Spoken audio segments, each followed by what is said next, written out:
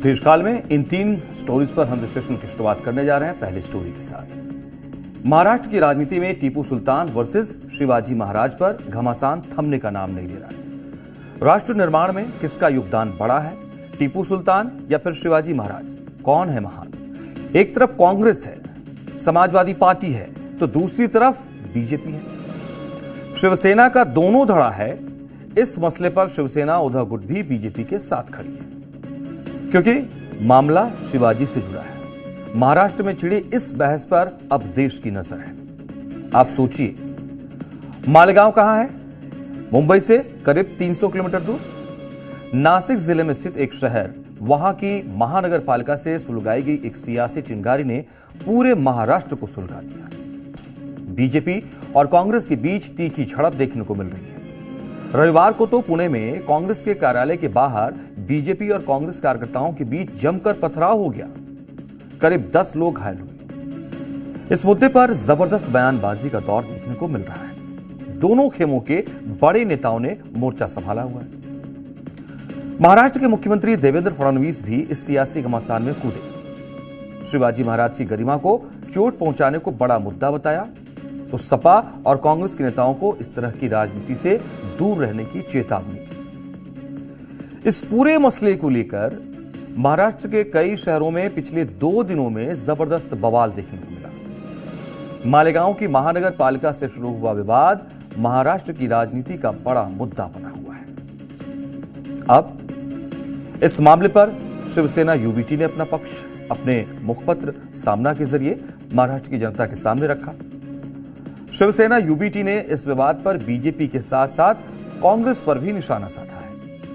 संपादकीय में लिखा गया कि औरंगजेब और अफजल खान की तरह मैसूर के टीपू सुल्तान को फिर से कब्र से बाहर निकाला जा रहा है। पार्टी की तरफ से आरोप लगाया गया कि बीजेपी ने इस मुद्दे को हिंदू मुस्लिम रंग दिया, जबकि कांग्रेस प्रदेश अध्यक्ष हर्षवर्धन सपकाल के बयान की आलोचना करते हुए कहा गया, शिवाजी और टीपू सुल्तान की तुलना असंगत और अनुचित है। इसे समझाने के लिए सामना में शिवाजी और टीपू के फर्क को भी समझाया गया है। इस पर हम आगे बात करेंगे। पहले ये जान लीजिए, मामला शुरू किसने किया। मालेगांव नगर निगम की उप महापौर, जिनका नाम है शान-ए-हिंद निहाल अहमद, नाम पर नहीं जाइए, उन्होंने हिंदुस्तान के बहुसंख्यक समाज की भावनाओं को चोट पहुंचाने का काम किया है। उप महापौर बनी निहाल अहमद ने अपने दफ्तर में बस एक फोटो लगाई, वो भी मैसूर के मुस्लिम शासक टीपू सुल्तान की। ये जानते समझते हुए कि टीपू सुल्तान को लेकर काफी विरोधाभास की स्थिति है, ये जानते समझते हुए कि टीपू सुल्तान को लेकर महाराष्ट्र में बवाल होते रहे, देश के हिंदू समाज का एक बड़ा तबका टीपू सुल्तान को हिंदू विरोधी मानता है, उसे हिंदू नरसंहार का जिम्मेदार मानता है।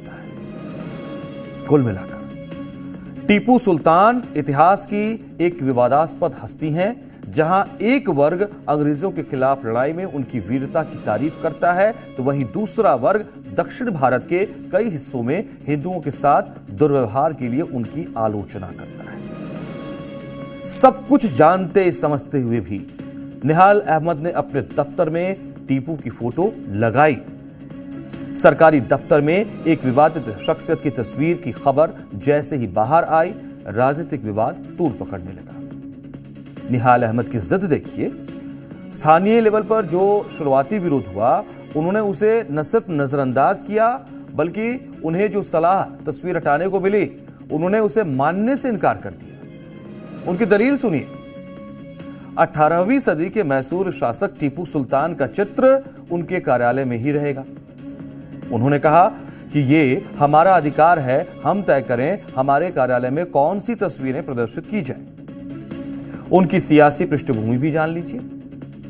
शान-ए-हिंद निहाल अहमद समाजवादी पार्टी कॉर्पोरेटर है और उन्हें इस्लाम पार्टी और सपा गठबंधन ने मालेगांव नगर निगम का डिप्टी मेयर चुना है।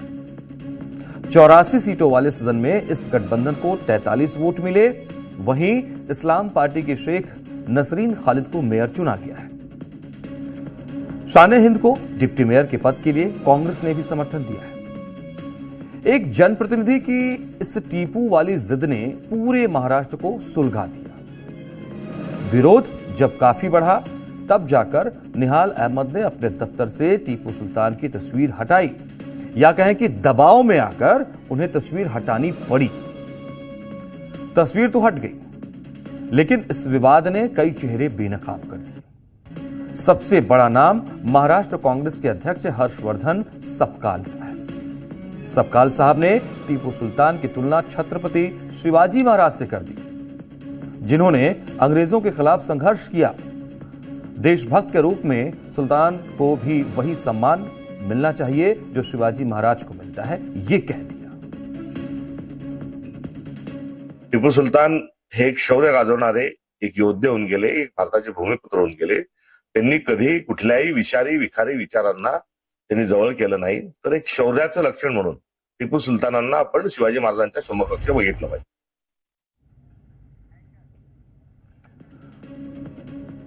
हर्षवर्धन सपकाल के बयान ने आग में घी डालने का काम कर दिया। देखते ही देखते विवाद पूरे प्रदेश में फैल गया। मामला दफ्तर में टीपू के पोस्टर से बढ़कर वैचारिक घमासान में बदल गया। कांग्रेस कैसे टीपू सुल्तान की तुलना शिवाजी महाराज से कर सकती है? इस सवाल पर बीजेपी ने कांग्रेस के खिलाफ मोर्चा खोल दिया। खुद महाराष्ट्र के सीएम देवेंद्र फडणवीस ने सामने से मोर्चा संभाला।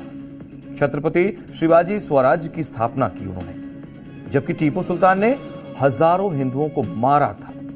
महाराष्ट्र और देश ये सहन नहीं करेगा।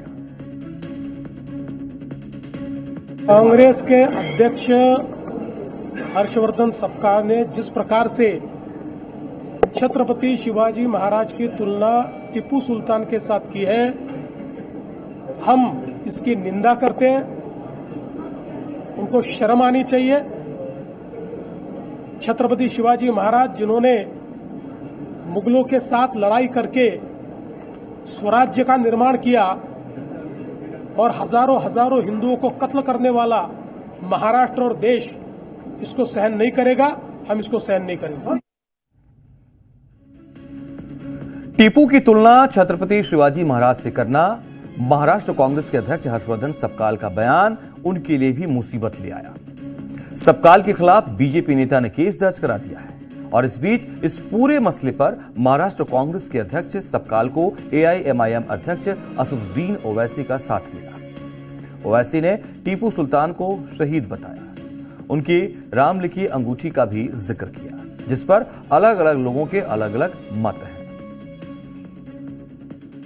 अंग्रेजों की फौज के घेरे में टीपू की लाश है, मगर डर रहे थे कि अगर शेर उड़ गया तो क्या होगा।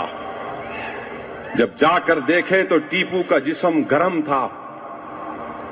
क्या यह बात सच नहीं है देवेंद्र फडणवीस साहब कि टीपू की लाश के पास से उसके पास से अंगूठी निकली सोने की, उस पे क्या लिखा हुआ था? राम। अब हम आपको शिवसेना यूबीटी की वो दलीलें भी बताते हैं जो उन्होंने अपने मुखपत्र सामना में लिखा। सामना के संपादकीय में 7 बिंदुओं के जरिए टीपू सुल्तान और शिवाजी महाराज दोनों ऐतिहासिक व्यक्तित्वों के बीच अंतर समझाने का प्रयास किया गया है। टीपू सुल्तान मैसूर के शासक थे जिन्हें उनका राज्य विरासत में मिला था, जबकि छत्रपति शिवाजी महाराज ने हिंदवी स्वराज की स्थापना की और मुगल सत्ता के खिलाफ संघर्ष करते हुए अपना स्वतंत्र राज्य खड़ा किया। छत्रपति शिवाजी महाराज ने मुगल आक्रमणों का सामना करते हुए स्वराज की रक्षा की, जबकि टीपू सुल्तान ने अंग्रेजों के खिलाफ युद्ध लड़ा।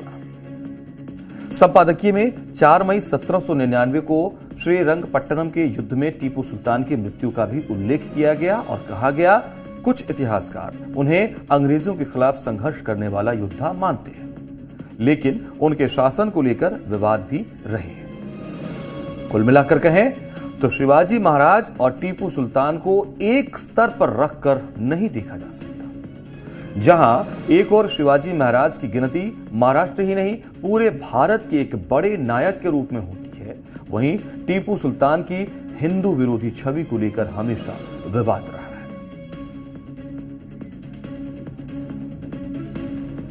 तो टीपू सुल्तान और शिवाजी महाराज को एक स्तर पर कैसे आंका जा सकता है, सवाल ही नहीं उठता है, कोई ऐसा प्रमाण नहीं दिखता है, कोई ऐसे तथ्य नहीं दिखते हैं, न तो मानसिक तौर पर कोई ऐसे भाव नजर आते हैं कि एक आंका जा सकता है इतिहास काल के लिए, देश काल के लिए, चाहे जो भी स्थितियां रही हैं। क्या किसी एक आक्रमण अंग्रेजों के खिलाफ अगर आप लड़ गए तो आपको हम उस तरीके से मान लें जैसे शिवाजी महाराज को माना जाता है? संभव नहीं है, उसकी व्यवहारिकता होनी चाहिए। प्रियंका, मुझे ऐसा लगता है। बिल्कुल, देखिए मनोज, शिवाजी महाराज देशवासियों के लिए क्या है वो हमें बताने की जरूरत नहीं है, वो सारा देश जानता है। लेकिन साथ ही आप एक चीज पे गौर कीजिए, दफ्तर में पहले उन्होंने वो फोटो लगाई लेकिन बाद में उठा दी। इसका मतलब कहीं ना कहीं तो उन्हें भी ये चीज पता थी ना कि जो वो कर रही है वो गलत है, क्योंकि जिसके आप फोटो लगा रहे हैं वो सिर्फ फोटो लगाना नहीं होता, उन्हें अपना आदर्श मानना होता है और उनके रास्ते पर चलना होता है। तो उनका जो रास्ता था वो हमने देख लिया है और अब जब फोटो हटाई गई है तो उन्हें, मुझे लगता है कहीं ना कहीं ये एहसास हुआ होगा कि जो वो कर रही थी वो गलत कर रही थी। बिल्कुल, अगली स्टोरी का रुख करते हैं प्रियंका। और आज मैं आपसे सीधा सवाल पूछना चाहती हूं, क्या भारत अब सिर्फ टेक्नोलॉजी का यूजर है या टेक्नोलॉजी का रूल मेकर भी बन चुका है?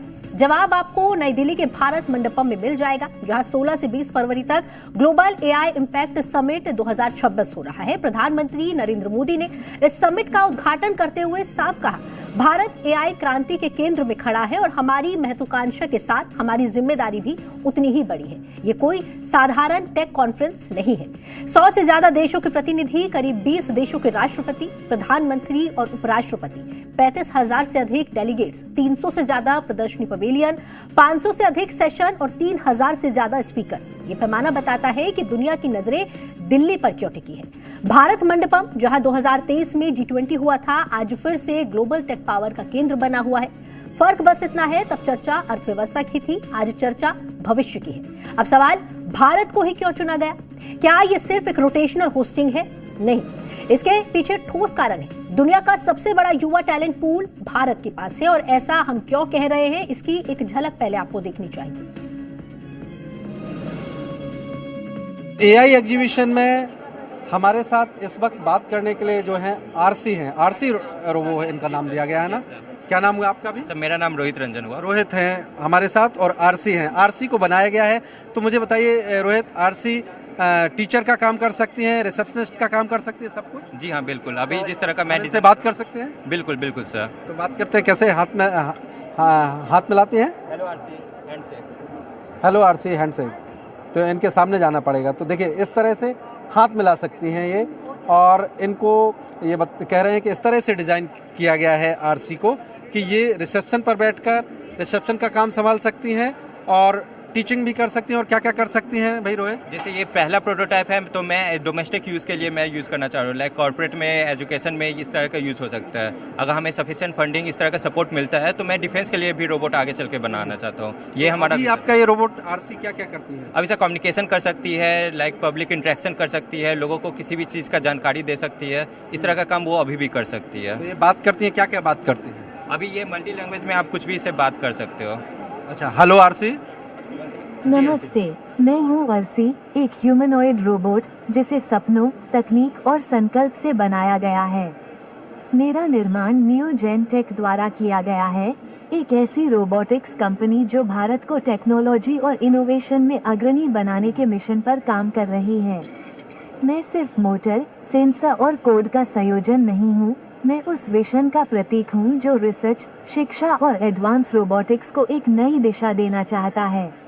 आरसी जैसे बता रही है कि कई भाषाओं में ये जवाब दे सकती हैं। कितनी भाषाओं में जवाब दे सकती हैं? अभी तक तो 20 से ज़्यादा भाषा में ये ऑलरेडी ट्रेंड है इस चीज़ का। मैं कोशिश कर रहा हूँ इसको लोकली बनाने का, ताकि इंटरनेट से डिपेंडेंसी हट जाए। अगर ये हो जाता है तो एआई के दुनिया में एक अजूबा ही होगा। वो लोकली इसका खुद का दिमाग होगा, जिसके थ्रू वो हर इंसान को पहचान सकेगी, एक इंसान की तरह सारे काम भी कर पाएगी। एआई को ट्रेन करने के लिए जिस विविध और विशाल डेटा की जरूरत होती है वो भारत जैसे देश में ही संभव है। डिजिटल पब्लिक इंफ्रास्ट्रक्चर, यूपीआई, आधार, डिजी लॉकर ये सिर्फ ऐप नहीं बल्कि स्केलेबल टेक मॉडल हैं। दुनिया देख चुकी है कि भारत 140 करोड़ लोगों के लिए टेक्नोलॉजी को कैसे लागू करता है।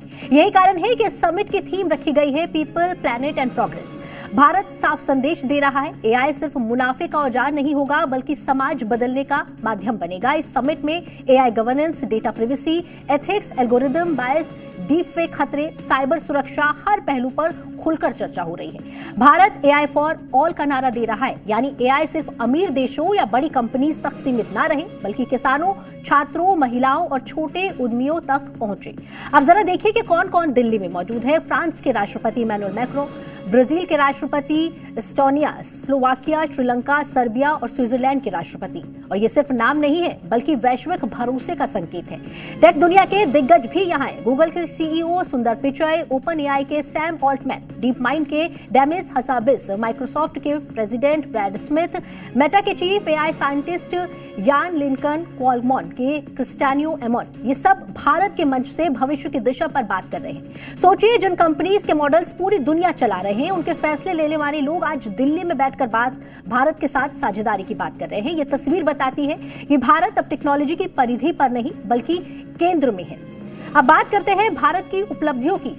स्टैनफोर्ड की एआई इंडेक्स रिपोर्ट के अनुसार एआई स्किल और हायरिंग में भारत दुनिया में पहले स्थान पर है। ओवरऑल एआई डेवलपमेंट में भारत तीसरे स्थान पर है। कंपनीज द्वारा एआई के उपयोग में अमेरिका के बाद भारत दूसरे नंबर पे है। इसका मतलब क्या है? इसका मतलब है कि भारत सिर्फ एआई सीख नहीं रहा, बल्कि उसे लागू भी कर रहा है। केंद्र सरकार ने भारत एआई मिशन के लिए 10,000 करोड़ रुपए से अधिक का बजट स्वीकृत किया है। 38,000 जीपीयूएस का विशाल कंप्यूट नेटवर्क तैयार किया जा रहा है, ताकि स्टार्टअप्स और रिसर्चर्स को सस्ती दर पर हाई एंड कंप्यूटिंग मिल सके। एआई कोश पर 7,500 से अधिक डेटा सेट उपलब्ध है। भाषिणी 22 भारतीय भाषाओं में रियल टाइम अनुवाद कर रही है। भारत का स्वदेशी मल्टी मॉडल एलएलएम भारतीय भाषाओं और संस्कृति को ध्यान में रखकर तैयार किया गया है। कृषि में किसान ई मित्र जैसे वॉइस बॉट लाखों सवालों का जवाब दे चुके हैं। हेल्थ सेक्टर में एआई कैंसर जैसी बीमारियों की शुरुआती पहचान में मदद कर रहा है। शिक्षा में एआई आधारित पर्सनलाइज्ड लर्निंग मॉडल छात्रों की क्षमता बढ़ा रहे हैं, यानी एआई का उपयोग जमीन पर हो रहा है, सिर्फ लैब में नहीं। और भारत में युवा इस समिट में दुनिया के सामने क्या लेकर आ रहे हैं, उसकी तस्वीर भी हमने आपको दिखाई। अब आर्थिक स्तर की बात करते हैं। विशेषज्ञों का अनुमान है कि 2035 तक एआई भारत की जीडीपी में लगभग $1 ट्रिलियन का योगदान दे सकता है। स्टार्टअप्स इकोसिस्टम पहले ही तेजी से बढ़ रहा है। 18 लाख से ज्यादा स्टार्टअप्स से 80% से अधिक अपनी सेवाओं में एआई का उपयोग कर रहे हैं। ये समिट निवेश के नए दरवाजे खोल सकता है। विदेशी कंपनीज को डेटा सेंटर सेवाओं में टैक्स इंसेंटिव दिए जा रहे हैं। सेमीकंडक्टर मिशन 2.0 की घोषणा हो चुकी है। यानी भारत सिर्फ सॉफ्टवेयर नहीं, हार्डवेयर की दौड़ में भी उतर चुका है। लेकिन क्या सब कुछ आसान है? बिल्कुल नहीं। एआई के साथ चुनौतियां भी हैं। डेटा ब्रीच की लागत बढ़ रही है। High and GPU and cloud infrastructure महंगा है। एथिकल एआई और डीप फेक का खतरा भी गंभीर है। नौकरियों का खत्म होने का डर भी लोगों के मन में है, और इसीलिए इस समिट में रीस्किलिंग और अपस्किलिंग पर खास जोर है। सरकार एआई को नौकरियां खत्म करने वाला नहीं, बल्कि नई नौकरियां पैदा करने वाला सेक्टर मानती है। भारत एक संतुलित मॉडल पेश कर रहा है। एआई का लाभ हर वर्ग तक पहुंचे, यही भारत का लक्ष्य है। और सवाल फिर वही, क्या भारत एआई में किसी से कम है? जवाब भारत मंडपम में गूंज रहा है। एआई की इस वैश्विक दौर में भारत अब पीछे नहीं है, बल्कि अगली पंक्ति में खड़ा है। और संदेश पूरी दुनिया के लिए साफ है। आने वाले दशक में एआई की दुनिया में भारत का दम दिखेगा, और दुनिया उसे नजरअंदाज नहीं कर पाएगी। हिंदुओं का प्रमुख पर्व होली अब बस कुछ ही दिनों दूर है। रंगों, उल्लास और आस्था का यह त्योहार पूरे देश में धूमधाम से मनाया जाता है।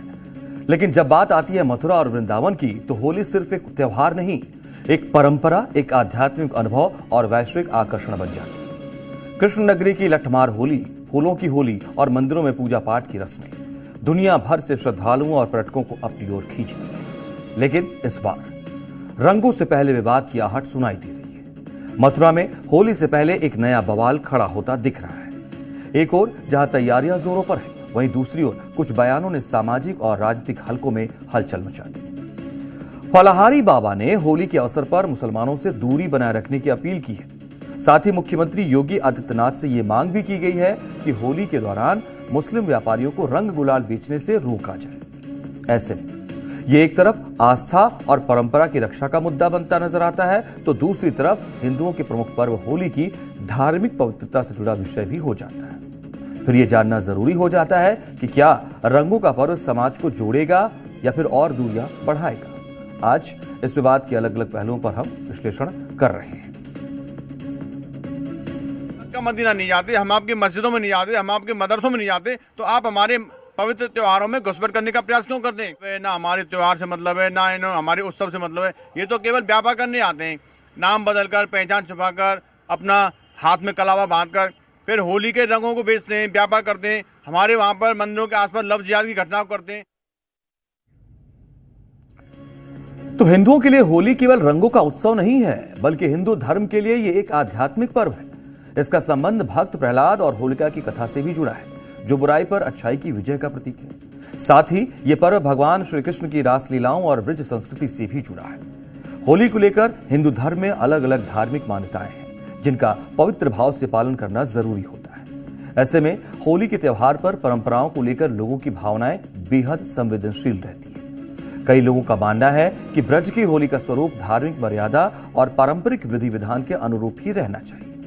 ऐसे में मथुरा वृंदावन में डिमांड की जा रही है कि होली पर रंग गुलाल से भाईजान दूर रहें, ताकि होली पर हिंदुओं की आस्था को कोई ठेस न पहुंचे और पवित्रता भी बरकरार रहे। और इसी को देखते हुए तो ब्रज की नगरी मथुरा के संत दिनेश शर्मा और फलाहारी बाबा ने सीएम योगी आदित्यनाथ को चिट्ठी लिखकर ये मांग की है। आपको यह जानना चाहिए, दिनेश शर्मा श्री कृष्ण जन्मभूमि और शाही ईदगाह मस्जिद विवाद मामले में मुख्य याचिकाकर्ता भी हैं। होली को देखते हुए दिनेश फलाहारी बाबा कह रहे हैं, हम आपके मक्का मदीना नहीं जाते हैं, हम आपकी मस्जिदों में नहीं जाते हैं, हम आपके मदरसों में नहीं जाते हैं, तो आप हमारे पवित्र त्योहार में घुसपैठ करने का प्रयास क्यों करते हैं? इन्हें न हमारे त्योहार से मतलब है, न हमारे उत्सव से। ये सिर्फ नाम बदलकर और पहचान छिपाकर व्यापार करने के लिए आते हैं। मतलब जब यह त्योहार मुसलमानों का है ही नहीं, तो वो लोग अबीर गुलाल क्यों बेचेंगे? तो इन तीनों ही स्टोरी पर इसका विश्लेषण हमने आपके सामने रखा है, नई जानकारी रखी है। ऐसे इन्फॉर्मेटिव कंटेंट के लिए सोमवार से शुक्रवार रात 7:50 पर जुड़िए हमारे साथ और देखिए देश का।